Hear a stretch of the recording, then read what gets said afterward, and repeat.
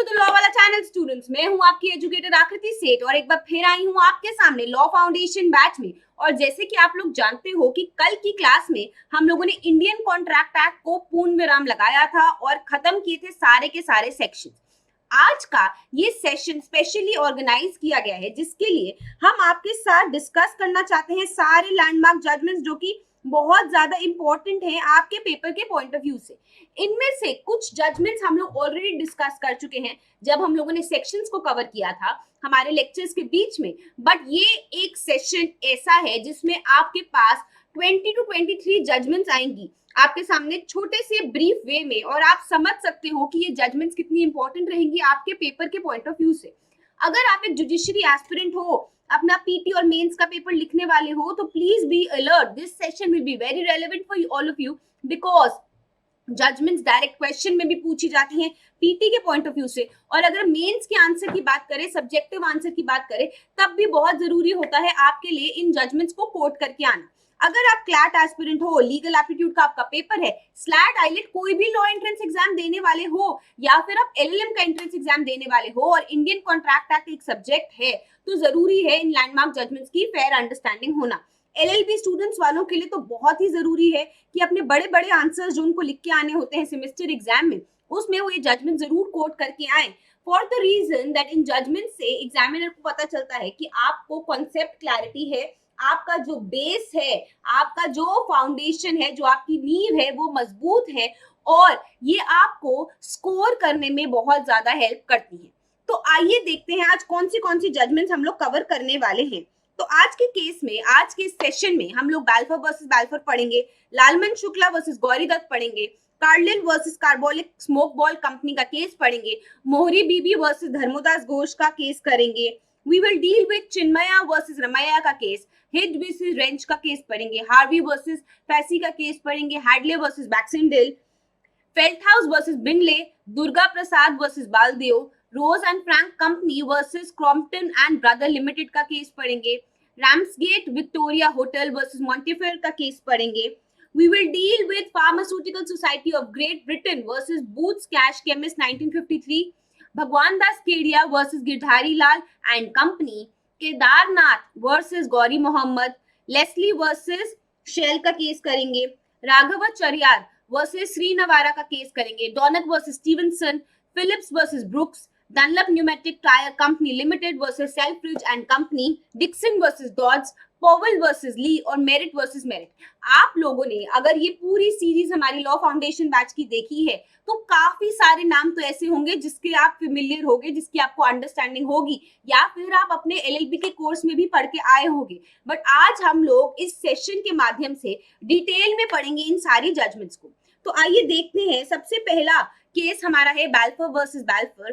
Court है court of appeal England and Wales, year 1919। Fact कुछ इस तरीके के थे कि जो मिस्टर बैल्फर थे ना, वो एक सिविल इंजीनियर थे जो कि सर्व कर रहे थे director as a director for irrigation for the government of Ceylon, जो कि अब श्रीलंका है। मिसेस बैल्फर उनके साथ रहती थी और वो दोनों इंग्लैंड गए 1915 में। वहां पे mister Balfour was on leave. However Mrs Balfour को अर्थराइटिस की प्रॉब्लम शुरू हो गई। वेदर जो था सिलोन का बहुत ही बुरा है एंड उनकी हेल्थ बहुत डिटेरियोरेट हो जाती है, इसीलिए डॉक्टर ने उनको अर्ज किया, उनको रिक्वेस्ट की कि आपको कुछ टाइम के लिए इंग्लैंड में रहना चाहिए। मिस्टर बैल्फर ने वर्बली ओरली बोला कि ठीक है, मैं तुम्हें $30 हर महीने दिया करूंगा अंटिल तुम वापस आ जाती हो, और वो चले गए अपने घर वापस सिलोन में। हाउएवर कुछ टाइम के बाद उनके रिलेशनशिप में प्रॉब्लम आनी शुरू हो गई, काफी ज्यादा अनबन होनी शुरू हो गई, काफी ज्यादा आर्ग्यूमेंट्स होनी शुरू हो गई, और मिस्टर बैल्फर ने आके गुस्से में मिसेस बैल्फर को पैसे देना बंद कर दिया।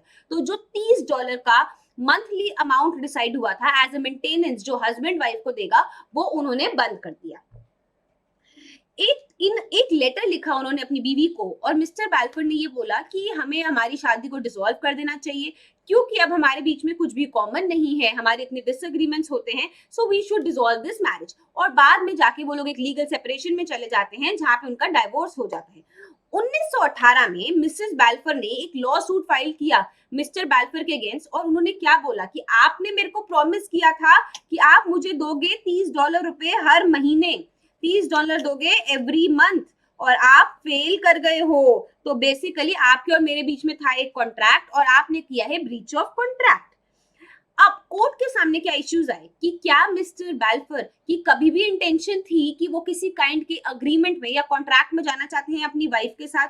क्या यहाँ पे एक्चुअली में एक कॉन्ट्रैक्ट एग्जिस्ट करता था इन हस्बैंड एंड वाइफ के बीच में, जिसको इन्फोर्स कराने के लिए मिसेस बैल्फर कोर्ट तक चली गई हैं? तो जजमेंट क्या आई कि जो अपील करी गई मिस्टर बैल्फर के द्वारा वो सक्सेसफुल रही और कोर्ट ने डायरेक्ट किया कि वाइफ और हस्बैंड के बीच में कोई भी लीगल रिलेशनशिप नहीं है, कोई भी कॉन्ट्रैक्ट एस्टैब्लिश नहीं हुआ है। तो याद करो वो पॉइंट जहां पे मैंने आपको कॉन्ट्रैक्ट जब पढ़ाना शुरू किया था तो मैंने आपको क्या बताया था कि इंटेंशन का होना बहुत जरूरी है जब हम बात करते हैं एक लीगल रिलेशनशिप की। तो जब दो पार्टीज एक कॉन्ट्रैक्ट के बीच में जा रहे हैं, एक कॉन्ट्रैक्ट में एंटर कर रहे हैं, तो उन दोनों का इंटेंशन होना जरूरी है, दिमाग में आइडिया होना जरूरी है कि वो एक लीगल रिलेशनशिप में जाना चाहते हैं। कोर्ट ने क्या देखा यहाँ पे मिस्टर बैल्फर और मिसेस बैल्फर के केस में इनका कोई लीगल इंटेंशन नहीं था कि ये कॉन्ट्रैक्ट में जाना चाहते हैं। जब आप कंडीशंस को देखते हो, जिस तरीके से वो ड्राफ्ट करी गई हैं, जिस तरीके से आप एग्जीक्यूट कर रहे हो, आपको समझ आ जाएगा वो कॉन्ट्रैक्ट को देख के कि क्या उन पार्टीज की इंटेंशन थी कि वो एक लीगल रिलेशनशिप में जाना चाहते हैं या फिर नहीं जाना चाहते। इस केस में ये देखा गया कि हस्बैंड और वाइफ के बीच में काफी सारी डिस्कशंस होती हैं, काफी सारी बातें होती हैं, बट इस केस में मिस्टर बैल्फर का कोई भी लीगल इंटेंशन नहीं था कि वो एक कॉन्ट्रैक्ट में जाना चाहते हैं अपनी ही बीवी के साथ। इसीलिए mister Balfour was not legally entitled कि वो अपनी बीवी को हर महीने पैसा भेजे। अब बात करते हैं हमारे सेकंड इंपॉर्टेंट केस की, जहां पे communication of offer and acceptance की हम बात करेंगे। तो कम्युनिकेशन बहुत जरूरी है, कम्युनिकेशन ऑफर का होना और एक्सेप्टेंस का होना बहुत ज्यादा जरूरी है, नहीं तो सामने वाले को पता कैसे चलेगा कि आपने ऑफर किया है या फिर आपने एक्सेप्टेंस करा है। तो कम्युनिकेशन, अगर आप लोगों को याद हो, हम लोगों ने सेक्शन 3 एंड 4 में पढ़ा था। लालमन शुक्ला वर्सेस गौरी दत्त एक फाइन एग्जाम्पल है ऑफ कम्युनिकेशन। कोर्ट है इलाहाबाद हाई कोर्ट, 1913 का केस है। और हुआ क्या कि यहाँ पे प्लेंटिफ जो है वो काम करते थे, work as a servant of a defendant. Defendant का जो नेफ्यू है वो भाग जाता है और प्लेंटिफ अपने ही सर्वेंट को बोलता है कि जाओ उसको ढूंढ के लाओ, वो बच्चा गुम गया है, बच्चा भाग गया है, उसको ढूंढ के लाओ। जब प्लेंटिफ प्रेजेंट नहीं होते हैं तब डिफेंडेंट क्या करते हैं, एक पब्लिश कर देते हैं हैंडबिल में कि कोई भी बंदा अगर मेरे नेफ्यू को ढूंढ के लेके आएगा तो मैं उसको 501 रुपए का रिवॉर्ड दूंगा। तो बेसिकली 3 कैरेक्टर्स हो गए, कौन? गौरी दत्त, नेफ्यू और सर्वेंट लालमन शुक्ला। ठीक है, तो ये जो नेफ्यू है ये गुम जाता है, ये एब्सकॉन्ड कर जाता है और गौरी दत्त बोलते हैं सर्वेंट को कि जाओ go and find the boy. ठीक है, एंड इनके भेजने के बाद, लालमन शुक्ला को भेजने के बाद वो पब्लिश कर देते हैं कि अगर कोई भी अगर मेरे नेफ्यू को लेके आया तो मैं उसको 501 रुपए का रिवॉर्ड दूंगा। तो बेसिकली जब इन्होंने पब्लिश करा तो इन्होंने ऑफर करा to the general public at large. फिर क्या होता है, लालमन शुक्ला वो लड़के को ढूंढ के ले आते हैं और बाद में जाके जब उनको पता चलता है कि मेरे मालिक ने ऐसी एक ऑफर करी थी तो वो ये पैसा 501 रुपए क्लेम करते हैं। बट एक चीज जो ध्यान रखने की है कि जब उन्होंने लड़के को ढूंढा था, जब उन्होंने नेफ्यू को ढूंढा था लालमन शुक्ला ने, तब उनको पता नहीं था कि ऐसा कोई भी हैंडबिल है, ऐसी कोई भी एक ऑफर हुई गई है। Plaintiff was duly rewarded with 2 sovereigns at Hardwar and 20 on coming back home. He filed a lawsuit against the defendant after learning that कोई अवार्ड किया गया था। तो इशू जो कोर्ट के सामने आया वो क्या आया कि क्या यहाँ पे कोई कॉन्ट्रैक्ट एग्जिस्ट करता था पार्टीज के बीच में, क्या यहाँ पे ऑफर कम्युनिकेट किया गया था, क्या किसी तरीके से कम्युनिकेशन एक्सेप्टेंस का हुआ था या नहीं। तो ऑनरेबल हाई कोर्ट ने क्या कंक्लूड किया, जब सारे के सारे फैक्ट्स को उन्होंने देखा, उन्होंने ये देखा कि जरूरी है कि आपको पता होना चाहिए कि ऐसा कोई ऑफर हुआ है। तो basically knowledge of offer is very important. हमारे केस में लालमन शुक्ला को नो नॉलेज थी, तो ये किस तरीके से उसको एक्सेप्ट करते, नो एक्सेप्टेंस। तो बेसिकली जब आप लोगों को याद हो, अगर हम लोगों ने जब ऑफर और एक्सेप्टेंस पढ़ा था और इसका कम्युनिकेशन पढ़ा था, तो हमने ये पढ़ा था कि जब जनरल ऑफर होती है, जब ऑफर होती है to the public at large, उसको एक्सेप्ट करने का तरीका होता है कि अगर आप किसी भी कंडीशन को फॉलो कर देते हो तो वो एक्सेप्टेंस मानी जाएगी। हमारे केस में जो प्लेंटिफ है लालमन शुक्ला है, उनको पता ही नहीं था कि ऐसा कोई कॉन्ट्रैक्ट है या फिर ऐसा कोई ऑफर किया गया है जिससे पहले कि वो अपना एक्ट परफॉर्म करते, इसीलिए यहाँ पे कोई कॉन्ट्रैक्ट नहीं माना गया। उसको बाद में पता चला था कि यहाँ पे क्या था, एक ऑफर किया गया था, और जब आपको नॉलेज ही नहीं थी तो आप उसको एक्सेप्ट भी नहीं कर सकते। देयरफॉर वहां पे कोई कॉन्ट्रैक्ट फॉर्म नहीं हुआ और प्लेंटिफ को कोई भी सम के लिए वो इंटाइटल्ड नहीं होगा। अब बात करते हैं Carlill versus Carbolic Smoke ball company. ये भी केस एक बहुत इंपॉर्टेंट है, जनरल ऑफर के ऊपर है और बात करता है कि कैसे एक जनरल ऑफर को एक्सेप्ट किया जा सकता है। ठीक है, तो court of appeal England and Wales का ये केस है, 1893 का केस है। पॉल मॉल गेजेट में एक एडवर्टाइजमेंट आई कार्बोलिक स्मोक बॉल कंपनी के द्वारा कि अगर कोई भी हमारा स्मोक बॉल का प्रोडक्ट इस्तेमाल करेगा तो हम गारंटी करते हैं 100 पाउंड की इन कॉम्पनसेशन अगर उसको फ्लू हो जाता है या उसकी तबीयत खराब हो जाती है तो जो भी कंडीशंस उन्होंने बोली थी उनका पालन करना था, और अगर उसके बाद भी आपको फ्लू हो जाता है तो 100 पाउंड एज अ कॉम्पनसेशन वो आपको देंगे। ठीक है, तो उन्होंने क्या बोला कि कुछ भी सोर थ्रोट, लैरिनाइट्स, ग्रुप, वूपिंग, कफ, कुछ हेडेक, कुछ भी आपको नहीं होगा अगर आप हमारी ये स्मोक बॉल कंपनी के प्रोडक्ट को इस्तेमाल करोगे। एडिशनली ये भी बोला गया था that they had deposited $1,000 with Alliance bank as an assurance, तो जिससे कि सामने वाले को श्योरिटी हो जाती है कि हाँ जी ये एडवर्टाइजमेंट पक्की है। इस एडवर्टाइजमेंट को पढ़ने के बाद मिसेस कार्लिल जो है उन्होंने स्मोक बॉल्स खरीदी, उन्होंने उसको यूटिलाइज किया एंड उनके इंस्ट्रक्शंस को फॉलो किया, बट इसके बावजूद उनको हो गया फ्लू। इसके बाद जो डिफेंडेंट रिजेक्टेड द प्लेंटिव्स क्लेम, तो इसके बाद बेसिकली क्या हुआ, जो कार्लिल थी उन्होंने केस फाइल किया कार्बोलिक के ऊपर, क्योंकि कार्बोलिक कंपनी ने इनका क्लेम को रिजेक्ट कर दिया और उनको बोला कि हम आपको कोई भी पैसा नहीं देंगे रिवॉर्ड का। तो अब जो इश्यूज कोर्ट के सामने आए वो किस प्रकार के थे कि क्या यहाँ पे एक अग्रीमेंट था जिसको आप लीगली इन्फोर्सिबल कर सकते हो, क्या कोई फॉर्मल नोटिफिकेशन दी गई थी of acceptance which was necessary for the contract in question, क्या कार्लिल जो है, मिसेस कार्लिल जो है, उनको इन्फॉर्म करना था कार्बोलिक स्मोक बॉल कंपनी को कि मैंने आपके ऑफर को एक्सेप्ट कर लिया है, क्या Mrs Carlill gave anything in return for 100 pounds that company offered as a reward।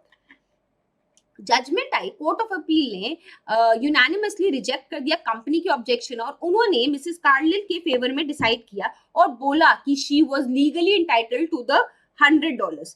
3 जजेस cited many reasons including the following. सबसे पहले जो एडवर्टाइजमेंट होती है इस प्रकार की जो कि एक जनरल पब्लिक को बनाई जाती है वो एक यूनिलैटरल ऑफर होती है टू द एंटायर वर्ल्ड। इसके रिक्वायरमेंट्स को मीट करना, इसकी कंडीशंस को मानना वो अपने आप में एक्सेप्टेंस मानी जाती है। बाइंग या फिर simply using the smoke ball अपने आप में गुड कंसिडरेशन माना जाता है। कंपनी का असर्शन कि मैंने $1000 को बैंक में डिपॉजिट किया हुआ है अपने आप में एक डिजायर दिखाते हैं कि सामने वाली कंपनी लीगली रिस्पॉन्सिबल है। इसीलिए बोला गया कि कार्लिल का केस वैलिड केस था एंड कंपनी को उनको रिवॉर्ड देने के लिए बोला गया। फोर्थ इंपॉर्टेंट केस जहां पे हम आज डील करने वाले हैं वो है मोहरी बीबी वर्सेस धर्मोदास घोष। जैसे कि आप लोग जानते हो minor is incompetent to contract, तो ये केस कॉम्पिटेंसी ऑफ कॉन्ट्रैक्ट के ऊपर है। सेक्शन 11 जहां पे हमने कॉम्पिटेंसी ऑफ कॉन्ट्रैक्ट पढ़ा था उसी के ऊपर ये केस है। तो कैलकाटा हाईकोर्ट का केस है, 1903 का केस है।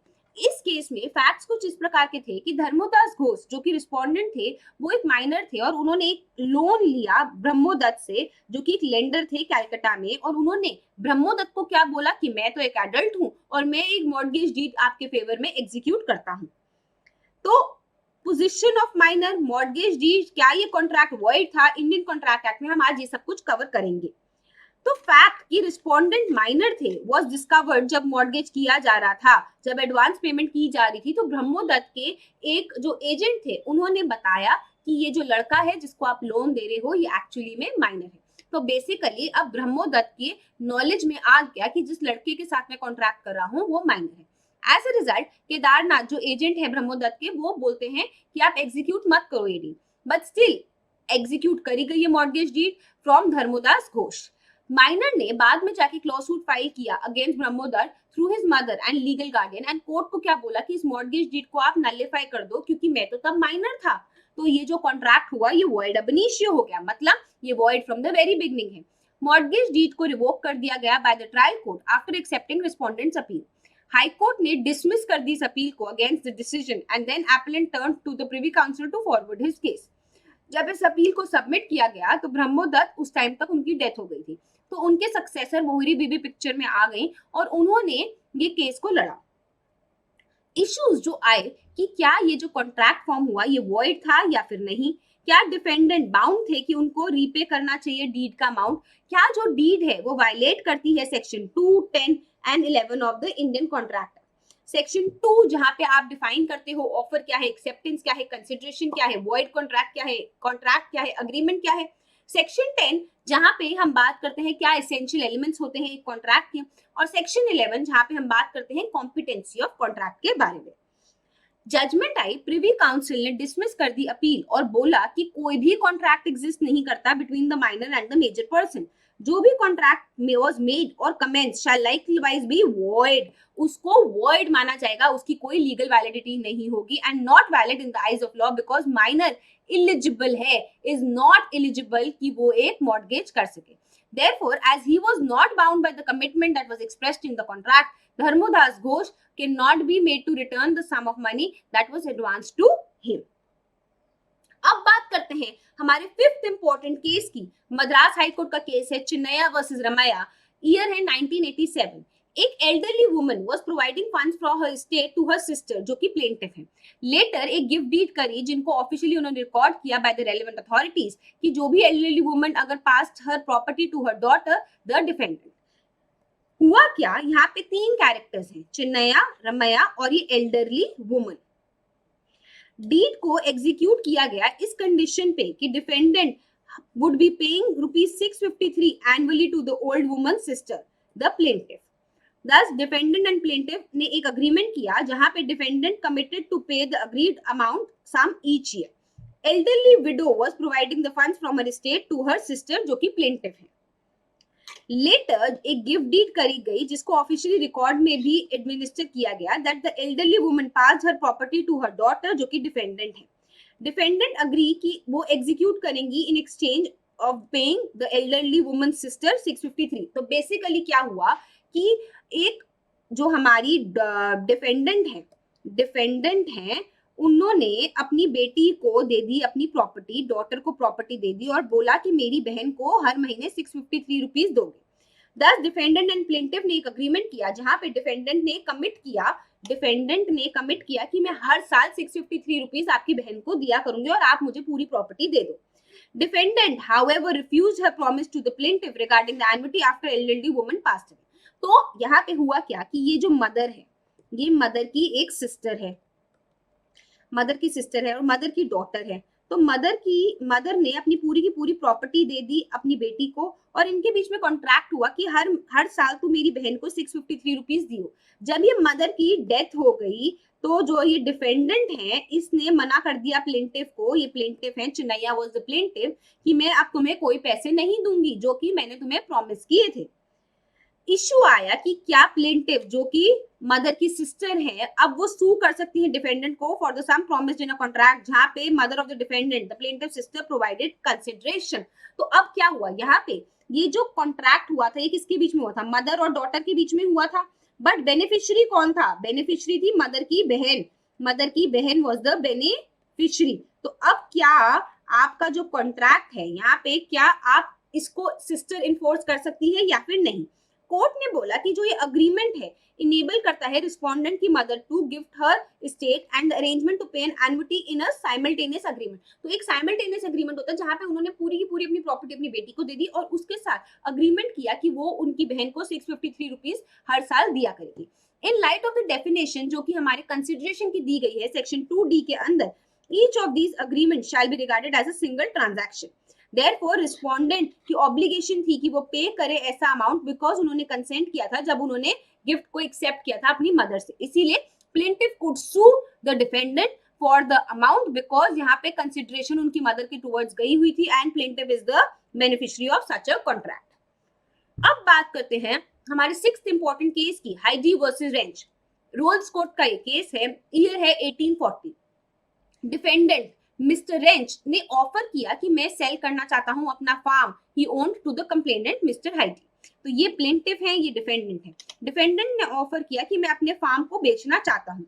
ही propose to sell the house for $1200 but mister Hyde rejected his offer. तो उन्होंने बोला मैं 1200 का बेचना चाहता हूँ और हाइडी ने इसको रिजेक्ट कर दिया। तो अब हम आज के इस सेशन में हाइडी वर्सेस रेंज के केस में काउंटर ऑफर की बात करेंगे, वैलिडिटी ऑफ ओरिजिनल ऑफर की बात करेंगे और बात करेंगे कि क्या ये कॉन्ट्रैक्ट्स वैलिड हैं या फिर नहीं। तो क्या हुआ, डिफेंडेंट ने डिसाइड किया to write the complaint again and with an offer to sell the farm to him for $1000. This time he was very clear that this was his final offer for the property. In response, Mr. Heidi made a letter offer for $950 for the land. Mr. Wrench rejected this and confirmed it with the complainant. Mr. Heidi subsequently decided to accept the previous offer जो कि उन्होंने $1000 के लिए किया था to purchase the farm, but Mr. Wrench refused to sell his farm. So Mr. Heidi filed a suit against him pleading for specific performance. तो पहले इनके बीच में बार्गेनिंग चल रही थी, जैसे आप लोगों के लाजपत नगर सरोजनी नगर में होता है कि भैया नहीं 1200 का, नहीं 950 का, नहीं 1000 का। अब बाद में इन्होंने प्रीवियस वाला ऑफर को एक्सेप्ट करने की बात करी बट उसने मना कर दिया। इन्होंने जाके मिस्टर हाइडी ने केस फाइल कर दिया किसके लिए, specific performance of the contract के लिए। इशू आया कि क्या यहाँ पे एक वैलिड कॉन्ट्रैक्ट था, क्या यहाँ पे काउंटर ऑफर किया गया था और क्या ओरिजिनल ऑफर अभी भी वैलिड रहेगा या फिर नहीं। कोर्ट ने रिजेक्ट कर दिया इनका क्लेम एंड बोला mister Heidi and mister range ने कभी भी किसी लीगली इन्फोर्सेबल अग्रीमेंट में एंटर नहीं किया था। प्रीवियस ऑफर को जो $1000 वाली थी उसको सुपरसीड कर लिया गया था एंड वाइप आउट कर दिया गया था जब एक काउंटर ऑफर किया गया था। इनिशियल प्रपोजल अपने आप में नहीं रहा क्योंकि उसको तो आपने काउंटर ऑफर के थ्रू खत्म कर दिया था। In the instance, Heidi revoked his initial offer of $1000 when he made the offer of $950 and therefore अब वो इसको रिट्रैक्ट नहीं कर सकते और एक्सेप्ट नहीं कर सकते। ठीक है, अब बात करते हैं हमारे 7th इंपॉर्टेंट केस की, Harvey versus Facey. Judicial committee of the privy council का ये केस है 1893 का। हार्वी जो इंचार्ज थे of Jamaican partnership firm wanted to purchase the property owned by Facey, जो कि नेगोशिएट कर रहे थे उसके साथ for it with the mayor and council of the Kingston city. अब यहाँ पे बात हो रही है बम्पर हॉल पेन की। ठीक है, अब क्या हुआ, in order to prevent the property from being sold to the Kingston city, appellant ने एक टेलीग्राम भेजा about acquisition to mister Facey. So Harvey ने एक लेटर भेजा मिस्टर फेसी को 6 अक्टूबर 1893 को, जो कि उस टाइम पे ट्रेन से ट्रैवल कर रहे थे, और उस टेलीग्राम में क्या लिखा, will you sell us Bumper Hall Pen, telegraph lowest cash price, answer paid. The lowest pricing for a bumper hall pen is $900. इस रिस्पॉन्स को आया to Mr. Facey. Mr. Harvey responded in turn saying, we agreed to purchase bumper hall pen for 900 pounds you have asked. Send us your title deed as soon as possible so that we can take the ownership right away. But इतने time में mister facie जो कि हमारे defendant है, उन्होंने अपना mind change कर दिया और उन्होंने रिफ्यूज कर दिया कि वो अपनी प्रॉपर्टी हार्वी को नहीं बेचना चाहते। बाद में जाके हार्वी ने एक सूट फाइल किया अगेंस्ट मिस्टर फेसी और उन्होंने क्या असर्ट किया कि उन्होंने तो कॉन्ट्रैक्ट को एक्सेप्ट कर लिया था, Telegram was an offer and उनको उन्होंने एक्सेप्ट कर लिया था, देयरफॉर अब इस कॉन्ट्रैक्ट का ब्रीच ऑफ कॉन्ट्रैक्ट हो रहा है।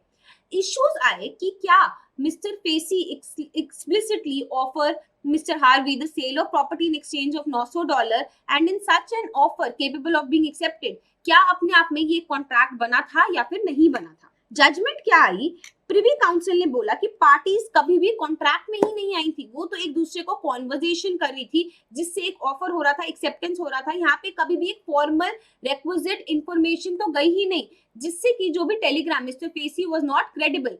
It was determined that Mr. Facey's का Telegram was just a piece of information, और जो भी मिस्टर फेसी का टेलीग्राम था उसको आप क्रेडिबल ऑफर या एक्सेप्टेंस नहीं मान सकते।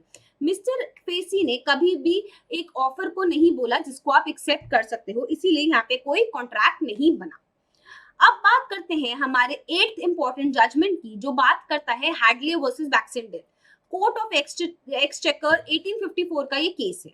एक स्ट्रीम ड्रिवन मिल थी owned by the plaintiff has a fractured crankshaft. Broken piece had to be transported from Gloucester in the west of England to Greenwich, जो कि लंदन के पास है, where it would be used as a model to create a replacement piece. तो यहाँ पे ये Hadley हैं, ये बैक्सेंडेल हैं, ये प्लेंटिफ हैं, ये डिफेंडेंट हैं, ये प्रोप्राइटर थे स्टीम सिटी स्टीम मिल्स के, और डिफेंडेंट जो हैं वो कॉमन कैरियर्स थे under the name of Pickford and company. अब क्या हुआ, प्लेंटिफ की lack of replacement piece and the fact that the engine was out of order, the piece needed to be delivered as soon as possible। तो plaintiff का जो भी ये piece था इसको जल्द से जल्द डिलीवर करना था। प्लेंटिफ ने एक क्लेम फाइल किया for the lost profits brought by the Pickfords, the shipping company, जिन्होंने डिले कर दिया, डिलीवरिंग पार्टनर थे वो, उन्होंने डिले कर दिया डिलीवर करने में। इश्यू आया कि क्या प्लेंटिफ इंटाइटल्ड हैं damages for lost profit and defendant liable for the breach of contract. Judgment आया, कोर्ट ने रूल किया in favour of the defendant, holding कि जो party could only successfully sue for losses brought on by breach of contract, अगर वो loss reasonably viewed था, basically वो loss ऐसा था जो उसको आप फोरसी कर सकते थे, नेचुरली अरोज हो रहा था from the breach of contract, और वो ऐसे एंटिसिपेटेड लॉसेस के लिए नहीं होगा जो आप एंटिसिपेट नहीं कर सकते थे। Baxendale was not responsible for the mill's lost profit because he had not been responsibly foreseen them and Hadley had not informed him of their possibility। तो अब जब Hadley ने उसको इन्फॉर्म ही नहीं किया था, बेसिकली Baxendale को कोई आइडिया नहीं था कि ऐसा कुछ भी हो सकता है, he had not foreseen them, तो ये क्या हो गए, ये अनफोर्सीन हो गए, ये रिमोट डैमेजेस हो गए, और रिमोट डैमेजेस को आप नहीं क्लेम कर सकते। अब बात करते हैं हमारे नेक्स्ट केस की, जो कि बात करता है फेल्ट हाउस वर्सेस बिनले की। यहाँ पे कोर्ट ऑफ कॉमन प्लीज का एक केस है 1862 का। फेल्ट हाउस ने नेगोशिएट किया विद हिज नेफ्यू कि वो बाय करना चाहते हैं एक घोड़ा। प्राइस की डिस्क्रिपेंसी थी because the uncle offered the less than the nephew wanted. Nephew received a definite offer from his uncle in January, but neither a response nor any action was taken because horse remained in nephew's possession। ये felt house घोड़ा है और ये बिनले है। In spite of the nephew's instruction that horse be reserved, horse को बेच दिया गया एक ऑक्शन में, which the nephew sold all of his farm stock in February। To reclaim the horse, felt house ने एक लॉसूट फाइल किया against the auctioneer जिनका नाम था बिनले। अब इश्यू रेज हुआ कि क्या प्लेंटिफ एंड डिफेंडेंट का एक वैलिड कॉन्ट्रैक्ट था, क्या एक रिस्पॉन्स ऑफ साइलेंस या फिर रिजेक्शन को आप एक्सेप्टेंस मान सकते हो, क्या आपकी चुप्पी को एक्सेप्टेंस माना जा सकता है या नहीं। Court decided that because there was no contract, कोई भी इंटेंशन नहीं थी कि उसको एक्सेप्ट किया जाए, Paul Felthouse had no ownership rights to the horse from the very beginning. तो जो फेल्ट हाउस थे उनकी कोई भी ओनरशिप नहीं थी, क्योंकि कोई भी कॉन्ट्रैक्ट इंटर ही नहीं किया गया था अंकल और नेफ्यू के बीच में। It was the responsibility of accepting party to inform the offerer of their acceptance, and acceptance of the offer cannot be inferred from silence alone। तो जब आपको एक्सेप्टेंस करनी है तो उसको आपको क्या करना पड़ेगा, 3 और 4 के हिसाब से कम्युनिकेट करना पड़ेगा। अगर आप उसको कम्युनिकेट नहीं कर रहे हो तो साइलेंस को खुद से एक्सेप्टेंस नहीं माना जा सकता। Acceptance communication was finished on 27 February, the first day, but auction had already happened on 25 February, proving that Feldhaus का कोई भी इंटरेस्ट नहीं था in buying the property। अब बात करते हैं हमारे 10th इंपॉर्टेंट केस की, जो है दुर्गा प्रसाद वर्सेस बालदेव। इलाहाबाद हाईकोर्ट का ये केस है 1880। फैक्ट कुछ इस तरीके के हैं कि complainant demanded that the district collector establish a number of outlets in his neighbourhood. Defendant paid rent to those establishments in exchange for their business. At the same time, the rent was affixed. Later, defendant informed the plaintiff that in return for the plaintiff's construction of building through the expenditure of vast sum of money, he would pay him a 5% commission on all the goods जो कि वो बेचेंगे अपनी दुकान में। On the other side, claimant chose not to pay the commission. Durga Prasad ने एक suit file किया अगेंस्ट द शॉप ओनर्स, जिन्होंने डिनाई कर दिया इस कमीशन को पे करने के लिए। इश्यूज आए कि क्या यहाँ पे एक वैलिड कॉन्ट्रैक्ट था या फिर नहीं, क्या इस कॉन्ट्रैक्ट को आप इन्फोर्स करवा सकते हो या नहीं। जजमेंट आई कि कोर्ट ने डिसमिस कर दिया इस केस को, देखते हुए कि कोई भी मेरिट नहीं है क्लेम ऑफ प्लेंटिफ में।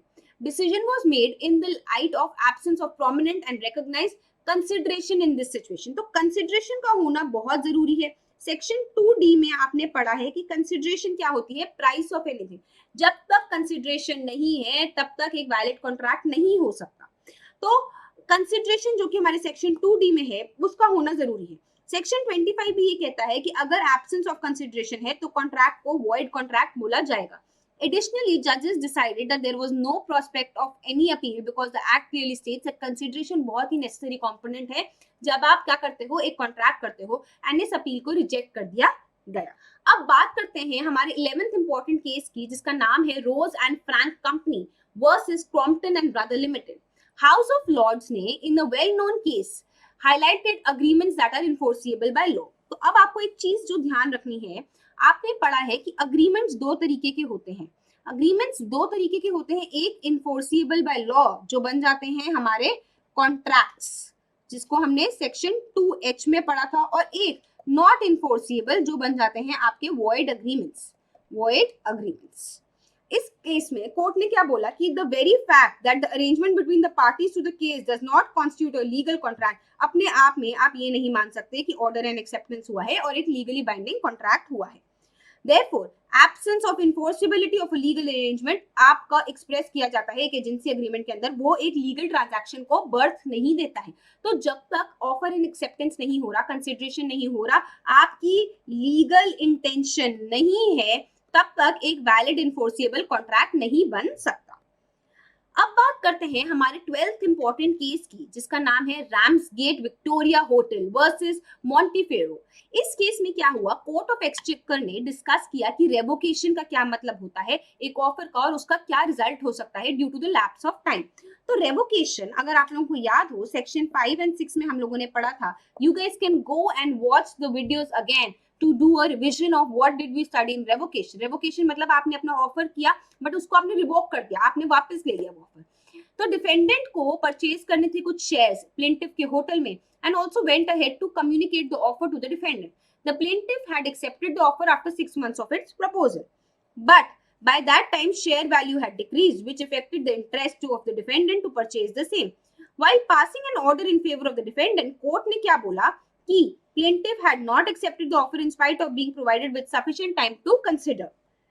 As the offer was accepted after 6 months, जो कि बहुत ही लंबा टाइम माना जाता है, same can no longer be categorized as a valid, and therefore even if defendant does not show any interest in buying shares, he will not be held liable for the same.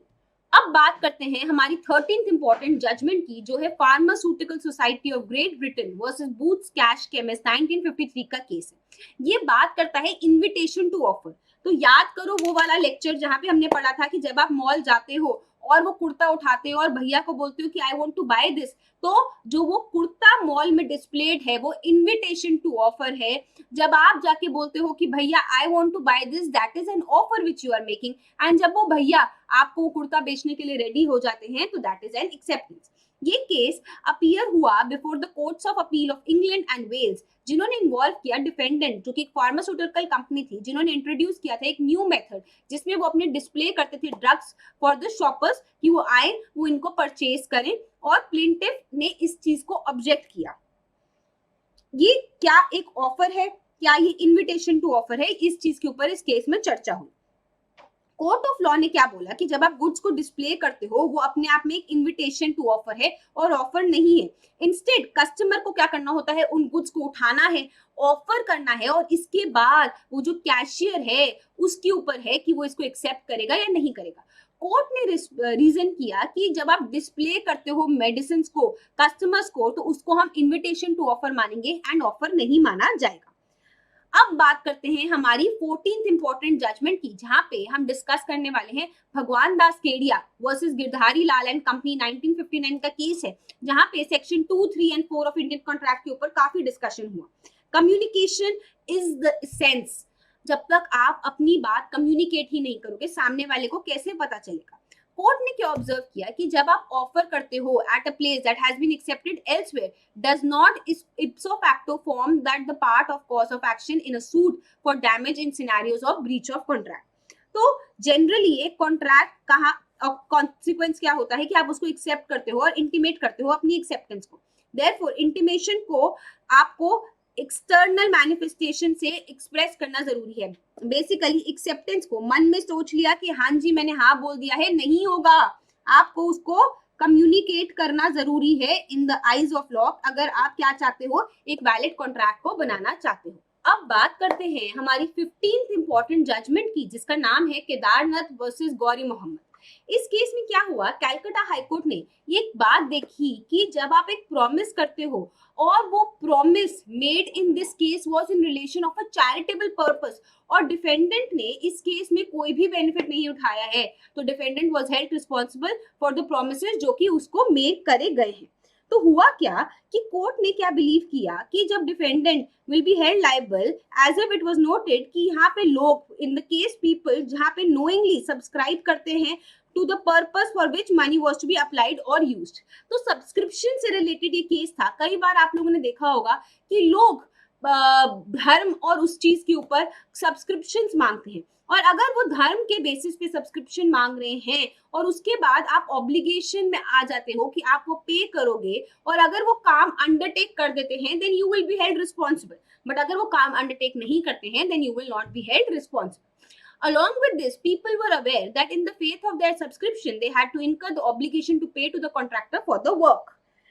इस case में law of the applicant was recognized by the Honorable High Court as the conclusion of a contract with the contractor was made at the will of the promoter, which was perceived as a good consideration. तो basically आपकी subscription के promise के ऊपर हमने काम शुरू कर दिया, हमने प्रमोटर से बात कर ली और हमने काम शुरू कर दिया, तो ये अपने आप में एक गुड कंसिडरेशन माना गया under section 2D and you will be held responsible for that.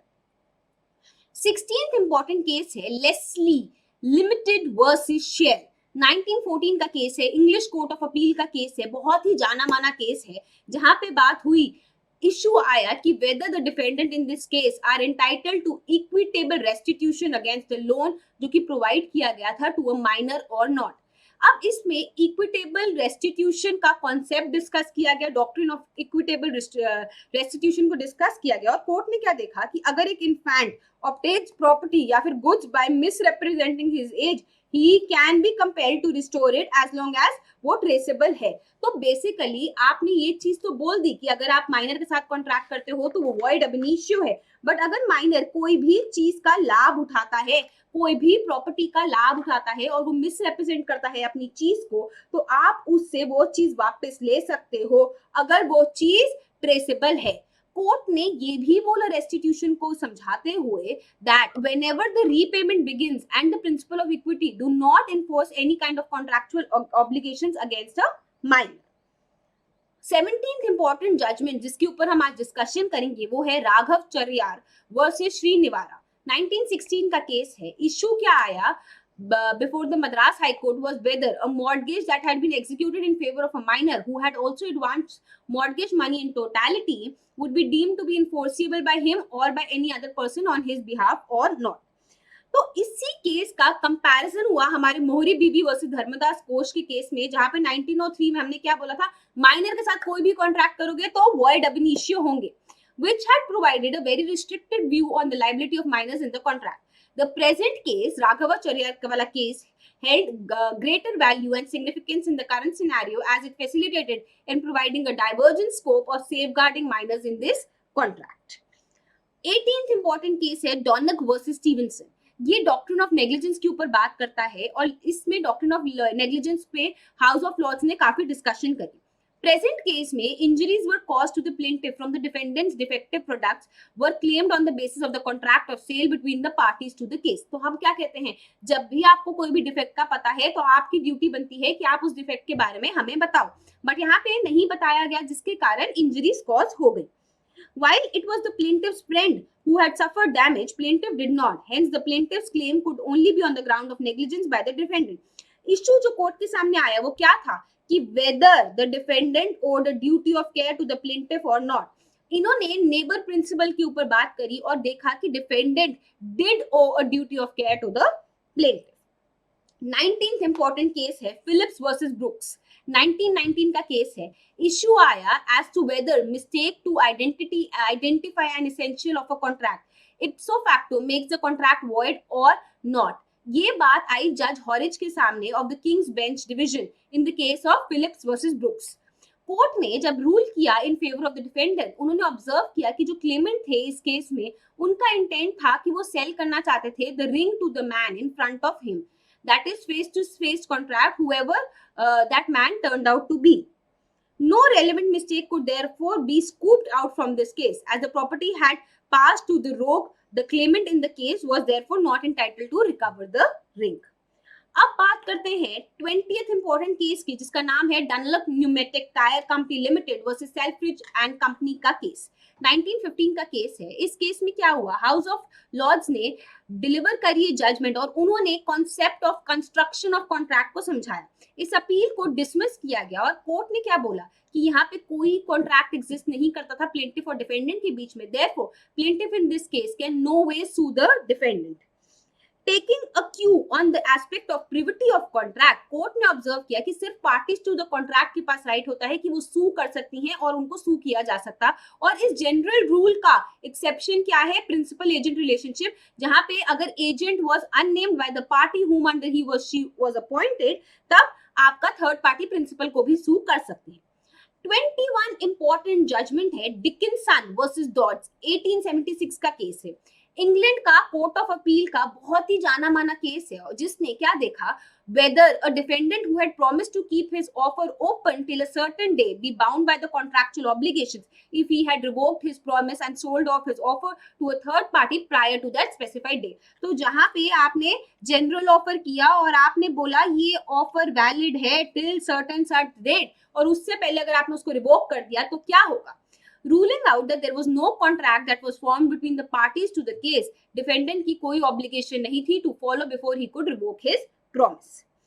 Court ने रीजन किया, although defendant had made an offer, he did possess the right to revoke the same before the offer was accepted। तो revocation हम लोगों ने पढ़ा था कि revocation of offer आप तब तक रिवोक कर सकते हो जब तक सामने वाला उसको एक्सेप्ट नहीं करता। सेक्शन 5 और 6 में हमने रेवोकेशन को पढ़ा था। अब बात करते हैं 22nd इंपॉर्टेंट जजमेंट की, जिसका नाम है पॉवेल वर्सेस ली। 1908 का केस है, बहुत ही वेल नोन केस है ऑफर एंड एक्सेप्टेंस पे, जो इन्वॉल्व करता है कि प्लेंटिफ ने एक सूट फाइल किया against defendant over the breach of contract. Question जो किंग्स डिवीजन बेंच के सामने आया वो क्या था, whether a person who acted in an unauthorised capacity communicated an offers acceptance. बात आई कि an acceptance to be valid, the same should be communicated and the same should be carried out by the person offering in an authorized capacity। कोई भी unauthorised बंदा अगर करता है तो वो एक वैलिड एक्सेप्टेंस नहीं मानी जाएगी। कोर्ट ने डिसमिस कर दी plea of breach of contract between the plaintiff and the defendant. Last important case है मेरिट वर्सेस मेरिट, 1970 का केस है। Master of the Rolls decision ने इस केस में क्या बोला, बहुत ही सिग्निफिकेंट रोल प्ले करता है in framing of the contract law का जूरिस्प्रूडेंस।